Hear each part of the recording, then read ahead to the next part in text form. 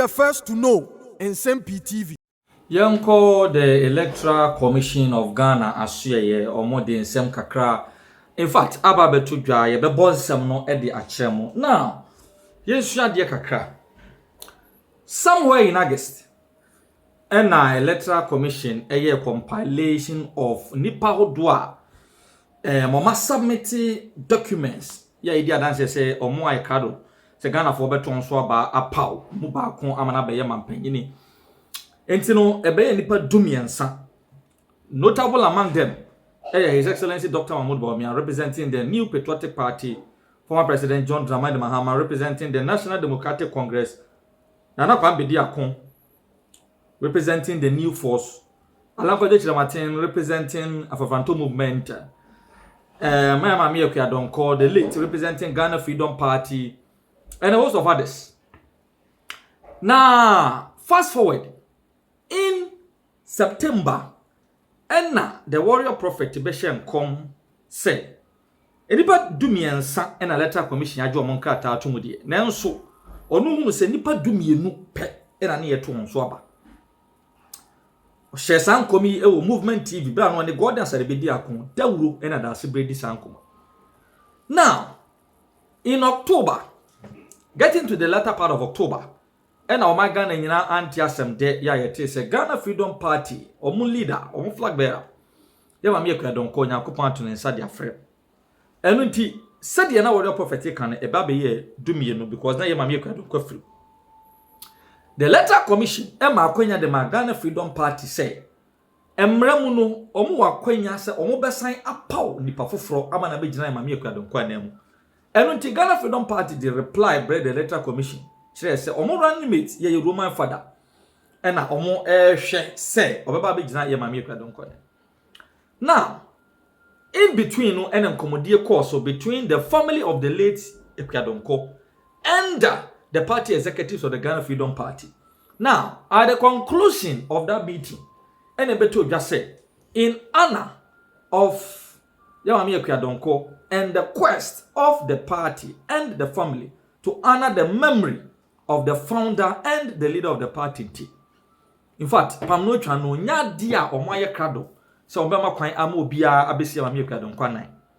Enunti Ghana Freedom Party is totally withdrawing from the upcoming December 7 general elections.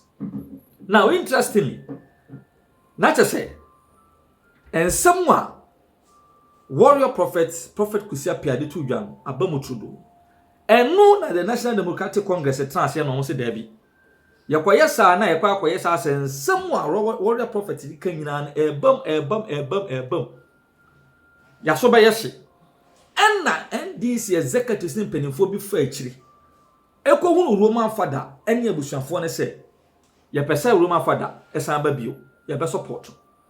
Eno omo ye Roman father yodium sa ma no san kwaye re submission of the forms that were the letter commission said the beya people will start to criticize that particular prophecy offered by the warrior prophet. Nyakasa warrior prophet kura kan amam nti wahye control. And said didimu no Roman father nkrata we de koye no and the letter commission trance a press conference omu chirimu a it is full of errors. Yeah, errors no majority of them can never be pardoned because a BAM from Swa Usha just akwakoye say as a nipa no person or try as much as possible now or forge certain documents edi ewuremu enti pam no twa no Roman father rank oba represent Yamami Ekwadonko no has been disqualified enunti try ne ho the NDC ye nyina amfa asanya besi and someone warrior prophet kan ye no so pepepe. And this is going a long way to show that nothing, absolutely nothing can fight what God has already ordained. And interestingly, me was reporter Movement TV reporter kwam jesi a free easy as you buy. We are not about the audio of Yamami J. Mensa and so interviewer now or granted to political parties with respect to say Roman father ya disqualifying entirely no. Is it going to affect the numbers on the ballot paper or an amuntu at the electoral commission to vis-a-vis the request from the National Democratic Congress for a summary of the voters register? And so I can't hear these two audios for yourself. And then I see for can. No, kwaku be no ka say the ubetimo electoral commission omo aso ye kese e wo region higher enya asem kitu akra anope ya nyanya letter ifri omo go say and omo ye emergency IPAC meeting say be Nsem-Pii for so an ye ka ho bi na unim say ene meeting no eba so anope ya be say nondia mu ana 30 minutes meeting and a man mensa on over Bosman Asare and a Yuva Samuel Tete or Momi and Satina now some Yawa almost political parties in terms of by in 2 NPP some say Yura Macmenu Ebert Nancy and Evans Nimako director of elections and research and so about heavy and other political party now assembly Yawa you say now what you be me Yamane Tiadonko Indian baby koye atono anase watwana nan mo nsiendo wono na na waye kofar ba ma Ghana Freedom Party GFP na sabi oban ne mra na kire no se obi oye presidential candidate BFP mo a electoral commission na party no na makomako edu 10 days na omumfanye omuntutuye na afi no omumfa presidential candidate fufu megina party na nemu according to electoral commission omo yen sanse no ne GFP for iton kwaku die eya asefin na ya rehu sem kakra wum se ebra na ya ma mi je mensa kasa no se omo yen sanse nyina ma owura Andrews asiama didro no afren of Roman father nyina won central agreement ye nim se friend Roman father no omo na GFP for representing no se omra mejirem na omude omunkata ni omubi bia ba ya omude na omunkofo eye technical for no omuhu se ye friend of kasem illegality de egwom na afi forms no so no niam bebre wo so a se ye jitu se onko giremu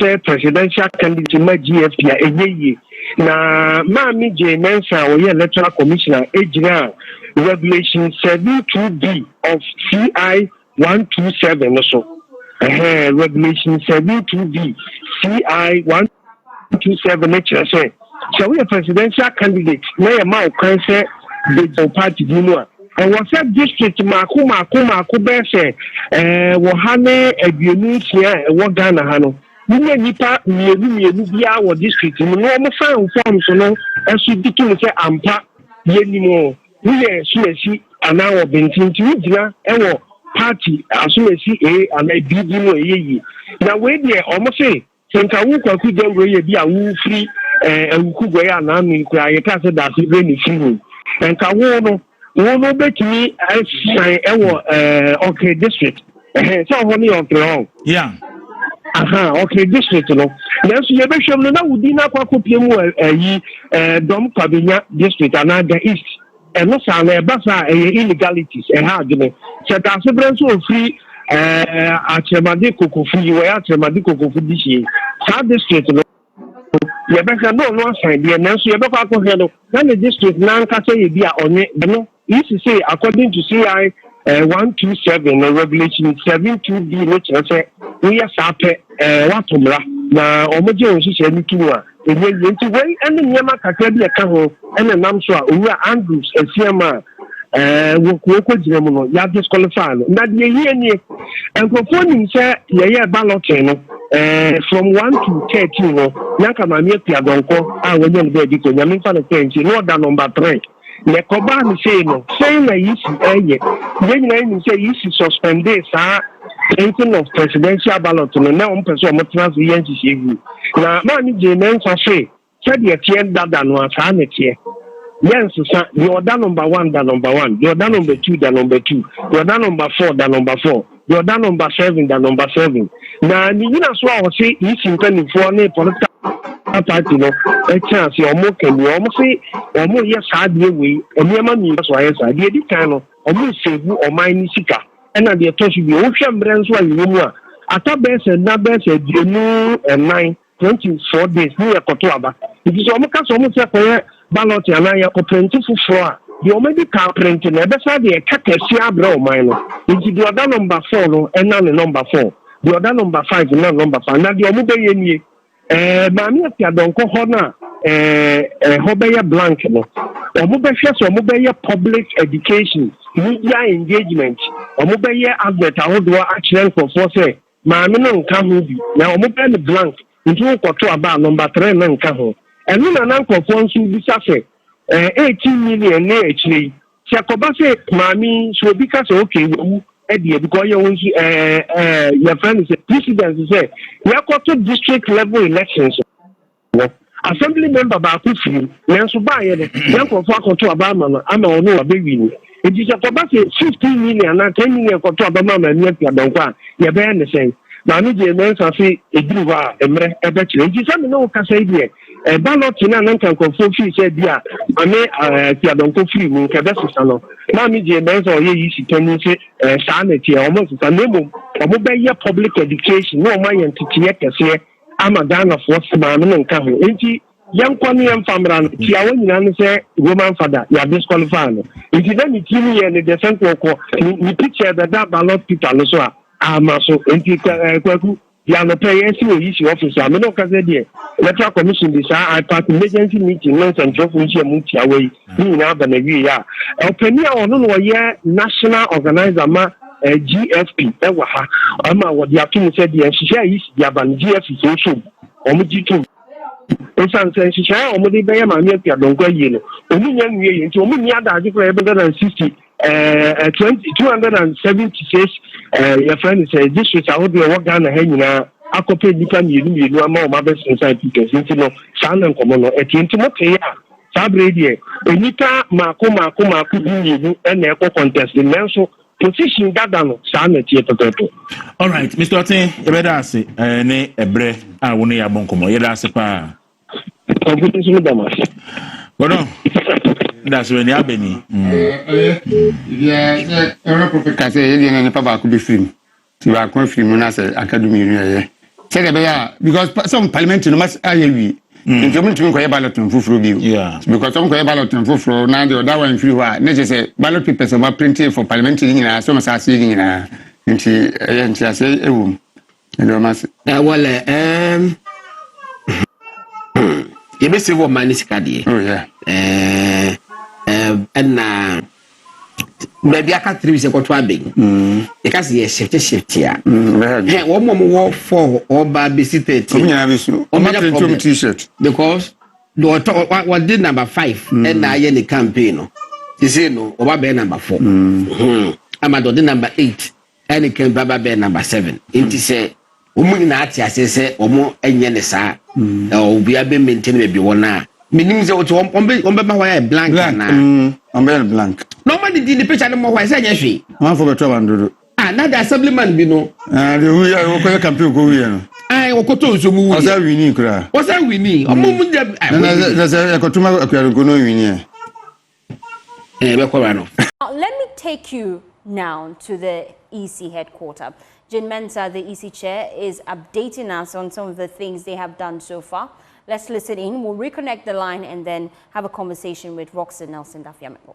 Requests of political parties, and therefore it is not a challenge to do so, but it's important to place on record, as Citizen Atu said, is record keeping, that we are not required by law to provide summaries or breakdown of the register to the political parties.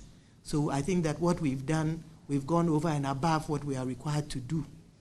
And so I think that settles it. I think that Mordecai talked about the illegalities. I don't think it is our place to discuss what the illegalities are, whether it is with the GFP candidates nomination or with the PNC. We're all aware that the PNC is in court. It is not our place to discuss illegalities. Those illegalities will be referred to the security agencies to deal with. But we do not believe that it is our place to, to discuss illegalities. I think Citizen Atu wanted to know the law on which we are standing. If you look at Regulation 7.2b of CI 127, it requires that the nomination form of each candidate in an election for president shall be signed. I was just mentioning that Regulation 7.2b of CI 127 states as follows: the nomination form for each candidate in an election for president shall be signed by no less than 2 persons who are registered voters in the area of authority of each district assembly. And therefore, candidates must ensure that the supporters that they provide to fill their nomination forms for each district are indeed registered voters of that particular district. You cannot pick and choose as you please, or find persons in one district and, document them as your supporters in another district. That in itself is an illegality, because the law is very, very specific that for each district, you must have 2 persons. And so if you are a presidential candidate, the onus is on you to ensure that the candidates or the supporters that you present are indeed of that district, and from that district, that they support your candidature. And so this is what we used to disqualify him, because on the face of his form, it was detected that some candidates, some supporters had been brought from other districts to support him in districts where they were not registered voters. Madam, I think my question was more on the disqualification. It was based on you taking a decision to continue to let the status quo remain. And there are provisions in the law. And I wanted that to be out there so that at least the general public will understand, based on what are you carrying on with the status quo remaining as the printed ballots have already been done. Because I know that... Okay, I understand. I think that it's important that our laws are not, do not really take into account, such occurrences. However, the law refers to a situation where a candidate withdraws after, nomination, after the printing of, after the printing of ballots and so on. The law provides an opportunity for the commission to continue with the ballot paper as it is. However, it is not clear on death and situations like this. And even if you look in the law, CI 127 and the Constitution, it doesn't expressly focus on a presidential candidate. If you read the provision 54, you go down, you realize that it's mainly talking about a parliamentary candidate. So, of course, we've had to stretch the law, but there's no clear provision that says that when a candidate dies and the candidate is on the ballot, you should use the ballot as it is. However, if you look at CI 127, Regulation 10.5, it says, where a duly nominated candidate whose name appears on the nomination list displayed at the constituency center withdraws as a candidate after ballot papers and related election notices have been printed, the ballot papers and related notices may continue to include the name and other particulars of the candidate. So basically what we are saying is that we don't have very clear provisions. I believe that after the elections, we can all, based on what has happened, this experience, we can re-look at the CI 127 and fine-tune it to take care of such situations. So we'd like to thank you very, very much. Oh, Evans, we have to go. We have to go. We'd like to thank you very much. At this juncture, we'd like to crave your indulgence to bring the meeting to an end. Yeah. The Commission has a meeting going, a planning meeting of all its regional directorates. So we'd like to crave your kind indulgence to bring the meeting to an end. Thank you very much. Go. Take over. Let's have a closing prayer. Let's have a closing prayer. They are pampering you. Let's have a closing prayer. Now that the commission is pampering you, Jerry, we are praying.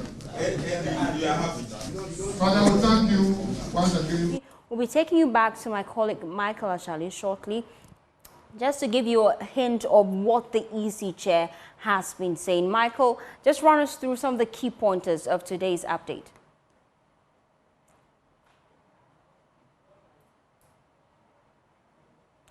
Michael, if you can hear me now, I'm just asking what were the key things the EC chair said at the meeting today. So today's meeting specifically was on the, the demise of Ike Adonko, the leader of the GFP party. And then, so what the EC says is that they already have taken a decision. You know that as per the law, when which made